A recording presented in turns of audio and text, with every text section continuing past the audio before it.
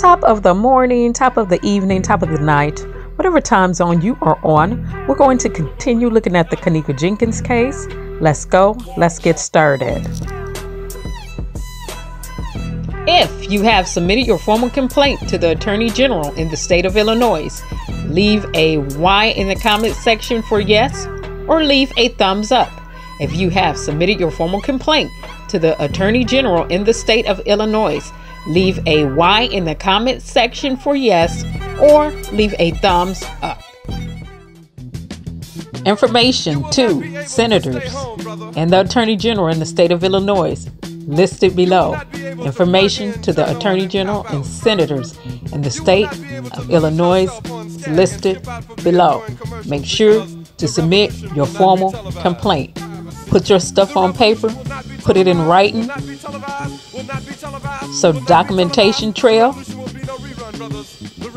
is available. Put it on paper, put it in writing. J4K 2018 and beyond. It's J4K. Disclaimer: in accordance to the Copyright Act of the United States of America, Sections 106, 106A, 107, and the others, fair use. I have a right to use the videos, pictures, materials, and the like, etc. 4. Criticisms, comments, new reportings, teachings, scholarships, and research.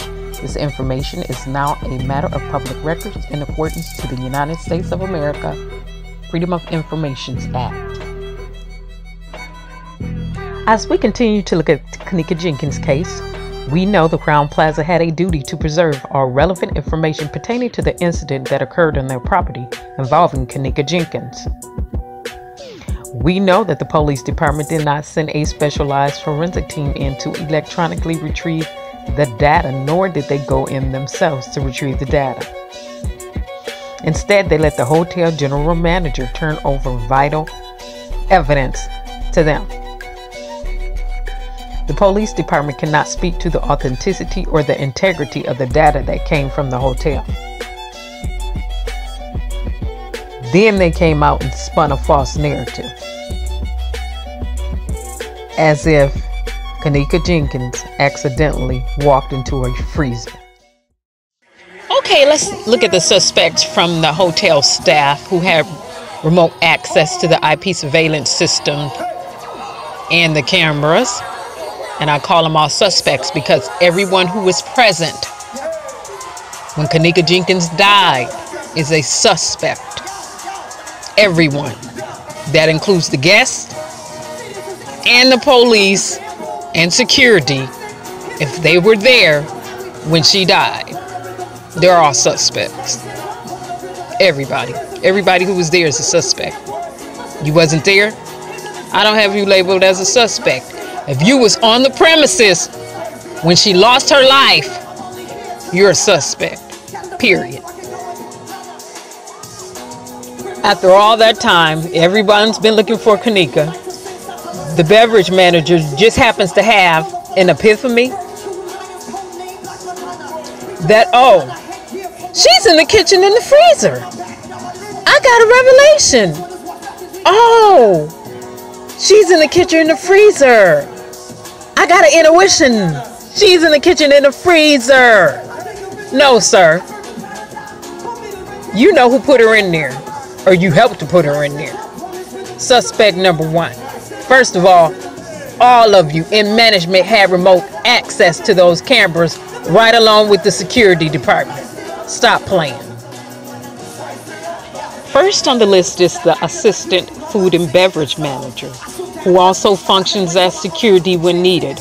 We already know he had remote access to the IP surveillance system. If you're going to function as security and be in management, you have access to IP surveillance system and the cameras. Let's look at his statement. A summary. This is how the detective summarized what he said.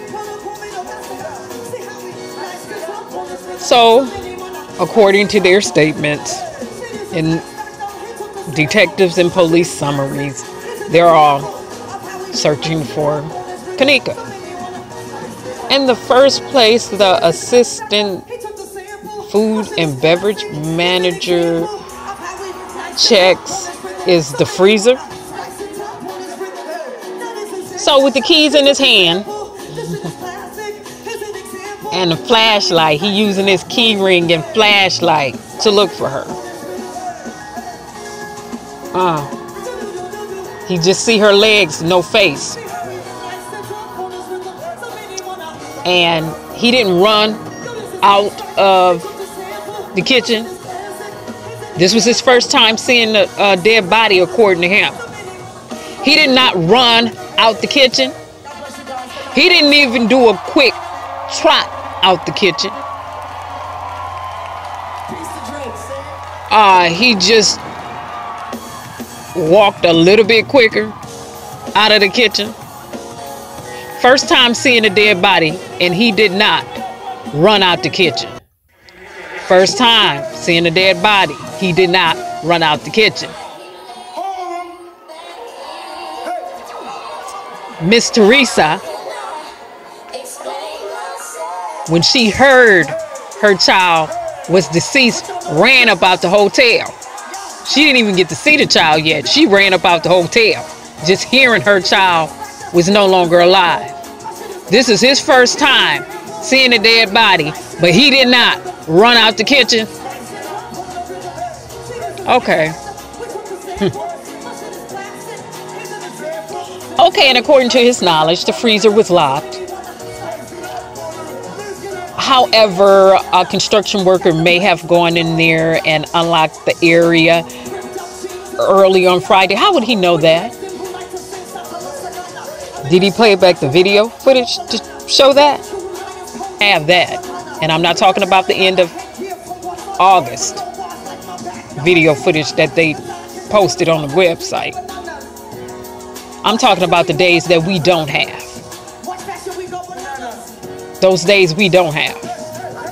September the 1st through September the 7th. What about those days? How would he know that? All right. You, my sir, if you ever view this video footage, are telling lies. You told bald-faced lies to the detectives. Lies without alibis. You sat up there and told some bald-faced lies. No, you got your alibis because y'all all covering for each other. This stuff you telling, this stuff you told was just bald-faced lie. You've been working there for 6 years. You know what the temperature of a freezer is. Come on now. You assistant food and beverage manager. Assistant food and beverage manager. Who've been working at the hotel for 6 years. That means you've been in that kitchen.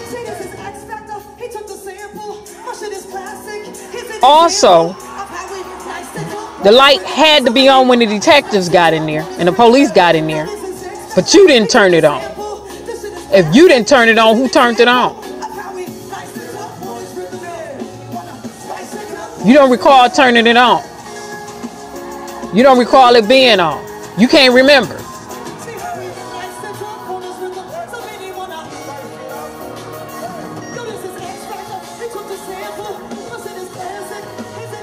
Then let's go back to the fact that you didn't run up out that kitchen at your first time seeing a dead body.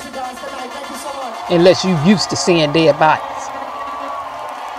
But according to you, this was your first time ever seeing a dead body. You also went straight back there where her body was at. All that time people had been looking for her. And you just had a revelation. You had an intuition. You had an epiphany.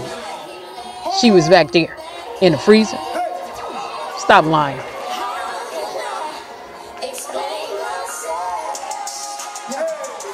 We are going to conclude right here. You all have a pleasant evening and a pleasant night. Bye-bye.